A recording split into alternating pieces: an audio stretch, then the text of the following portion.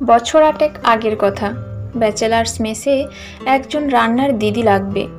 স্থানীয় দোকান বাজারে বাজার করতে গেলে আমরা পরিচিতি দোকানদারকে বলে রাখতাম, যেহেতু সকালবেলা অফিস যাওয়ার তাড়া, তাই একটু সকালে আসতে হবে।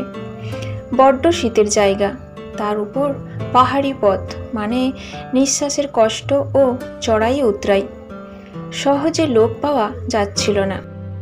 দিন 7 পর এক মাঝবয়সী দিদি দেখা করতে এলেন। কথাবার্তা বলে তাকে পাকা করা হলো। 4 মাস হয়ে গেছে, দিদি আমাদের বড় দিদি হয়ে গেছেন। সেদিন আমার রাত্রে কালকা মেলে বাড়ি আসা, তাই অফিস যাইনি। নিজের ঘরে বসে খুটখাট করতে করতে খবরের কাগজের মড়মড়ে আওয়াজ পেলাম। অনেকক্ষণ ধরেই হচ্ছে, কেউ কাগজ পড়ছে।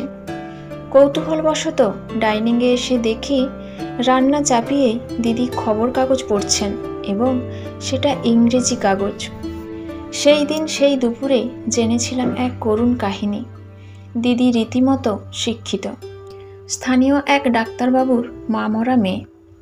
ডাক্তারবাবুর ইংলিশ মিডিয়াম স্কুলে মেয়েকে পড়াতেন।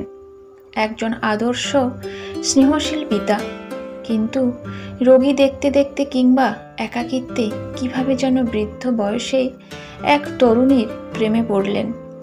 তাকে যখন ঘরে নিয়ে এলেন, দিদির বয়স 15-র কাছাকাছি। সৎ মা এসে স্কুল ছাড়ালো।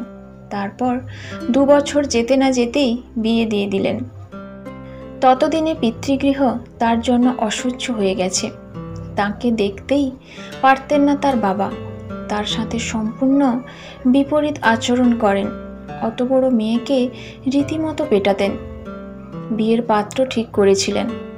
সৎ মায়ের পরিবার, না প্রতিষ্ঠিত বা পরিশ্রমী কেউ নয়, রীতিমতো দিনমজুর একজন মানুষ। আশ্চর্য ব্যাপার, ডাক্তারবাবু চুপ রইলেন। এমনকি দিদির মামার বাড়ির লোকজনকেও ঘাড় ধাক্কা দিলেন। পাড়া প্রতিবেশী নীরবে সমবেদনা জানালো, কিন্তু কেউ খুব একটা গলা জড়ালো না। কারণ এইসব পাহাড়ি অঞ্চলে একটা অঞ্চলে একজন ডাক্তারই ভরসা। সেই ভরসা কেউ হারাতে চায়নি। তারপর থেকে চলছে তাদের লড়াই। অক্ষর জ্ঞান না জানার স্বামীকে পড়াশোনা শিখিয়েছেন, হিসেব শিখিয়েছেন। তারপর বিয়েতে যেটুকু গয়নাগাটি পেয়েছিলেন সেটুকু দিয়ে দোকান খুলে দিয়েছেন।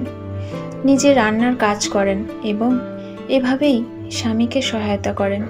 ছেলেমেয়েরা এখন বড় বড় হয়েছে, চাকরি বাকরির চেষ্টা করছে।